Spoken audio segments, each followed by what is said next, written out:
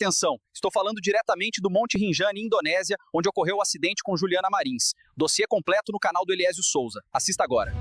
Oi, pessoal! Hoje a gente vai mergulhar numa história que, nossa, mexeu com muita gente. É o caso da Juliana Marins, uma brasileira de 26 anos, publicitária, dançarina lá de Niterói. Uhum. Ela faleceu, infelizmente, num acidente no Monte Rinjani, lá na Indonésia, agora em junho de 2025.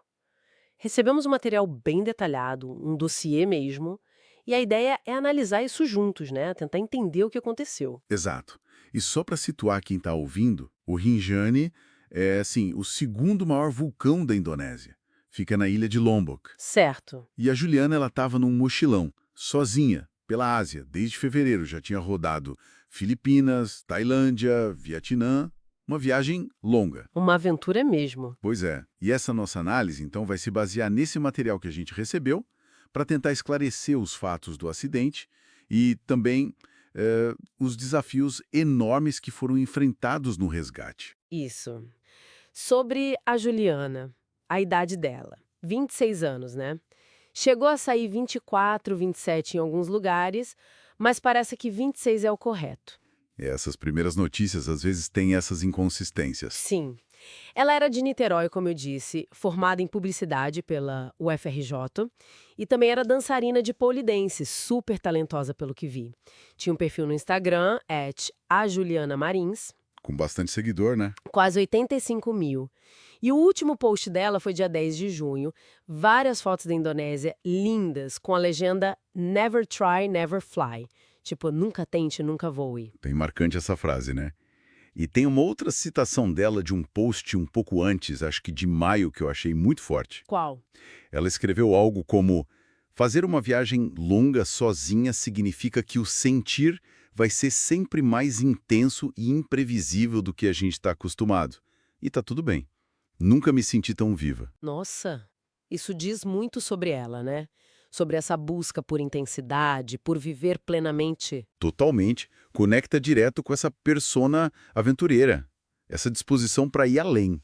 E essa busca, infelizmente, levou ela para essa trilha no Rinjani, onde as coisas, bom, deram muito errado. Vamos entrar nos detalhes do acidente, conforme o material que a gente tem. Certo. Aconteceu na madrugada do dia 21 de junho, horário local. Pra gente aqui no Brasil, era a noite do dia 20. Ela estava num grupo, com guia, fazendo uma trilha de 3 dias. O local era a região de Semarnungal, uma altitude bem elevada, entre 2.600 e 3.000 metros. Isso. E o ponto crítico, parece, foi no segundo dia. Ela se sentiu cansada, pediu para dar uma parada, para descansar um pouco. Uhum. Ela estava mais para trás no grupo com o guia local. O nome dele era Ali Mustafa, um rapaz de 20 anos. Certo, e aí? Bom, o relato indica que ele seguiu com o resto do grupo, talvez para não atrasar todo mundo, e quando voltou, minutos depois, ela não estava mais lá. Meu Deus. Ela tinha caído, a descrição é de um tropeço seguido por um escorregadão, e a queda foi feia, uns 300 metros abaixo da trilha. E a consequência imediata foi uma fratura na perna, né? Isso, Que imobilizou lá embaixo. exatamente. Imobilizada num local de difícil acesso. E as condições da trilha em si, o material descreve como muito perigosas. Falando de um caminho estreito, tipo 1 metro de largura só. Bem estreito. Terreno de rocha, instável, sem nenhuma barreira de proteção, e com um penhasco de um lado tipo 45 graus de inclinação e uma queda abrupta do outro. Um perigo constante ali. E para piorar, né, tinha neblina densa naquele momento, frio e o chão escorregadio por causa do sereno da noite. É uma combinação de fatores muito adversa. E o que é, assim, trágico e central para a gente entender é como essa sequência, o cansaço dela, a decisão de parar, essa separação do guia, mesmo que rápida, num ponto tão exposto, Uhum. junto com essas condições do tempo e do terreno, como tudo isso levou ao acidente. E, claro, surgem críticas, né, nas fontes sobre essa separação, questiona-se os protocolos de segurança, a supervisão visual constante num lugar assim. Faz sentido. A margem para erro é mínima ali. Praticamente zero. E a situação depois da queda demorou para ela ser achada, né? Demorou, umas 3 horas, segundo os relatos. E não foi a equipe de resgate que a achou primeiro, foram outros turistas. Sério? Quem? Um grupo de espanhóis que estavam passando por ali. A ação deles foi crucial. eles conseguiram de alguma forma alertar a família da Juliana. Usaram redes sociais. Nossa! Mandaram fotos, vídeos, a localização exata que o GPS deles marcava. E até imagens de drone que ajudaram a ter uma ideia da dificuldade do local onde ela estava. Incrível essa parte. A tecnologia ajudando nesse primeiro momento. Foi fundamental para dar o alerta inicial. E aí sim começou a mobilização para o resgate, que foi, assim, extremamente complexo. Imagino, o local da queda, como você disse, um desfiladeiro rochoso, o material fala em 650 metros de profundidade. Exato. Acesso muito, muito difícil. Terreno super instável, pedra solta caindo. Um desafio enorme só para chegar até ela.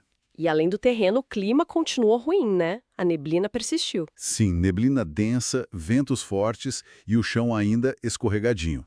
Tudo contra. E houve críticas também, sobre o equipamento inicial. Tipo o quê? As cordas que chegaram primeiro parece que não eram longas o suficiente para descer até onde ela estava. E também a questão dos helicópteros, né?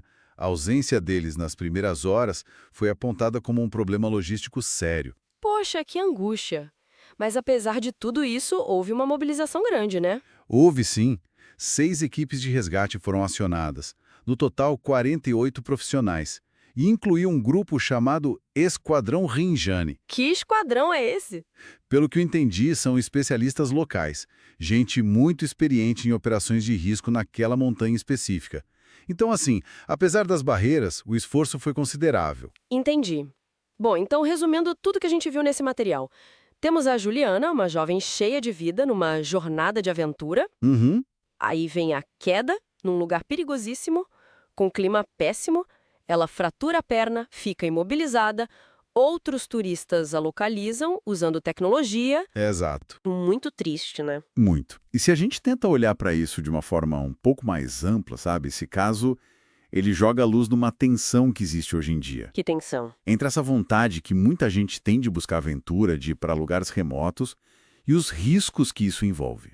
Riscos reais. Verdade. Mostra como é crítico ter guias não só experientes, mas que sigam protocolos de segurança muito rigorosos, adaptados para cada lugar. E mostra também, de um jeito meio inesperado, como a tecnologia, tipo redes sociais, drones, pode ter um papel importante em emergências assim, em áreas isoladas. Para alertar, para localizar. É um ponto interessante mesmo, e isso me leva a uma última reflexão, talvez para quem está ouvindo pensar também. Qual? Vendo todas essas dificuldades logísticas, de recursos, que ficaram tão evidentes nesse resgate no Rinjani, o que isso nos diz sobre a nossa capacidade, de forma geral, de responder a emergências com turistas nesses destinos de aventura, que estão ficando cada vez mais populares, né, mas que muitas vezes continuam sendo remotos, sem infraestrutura ideal para lidar com o pior. É uma pergunta fundamental.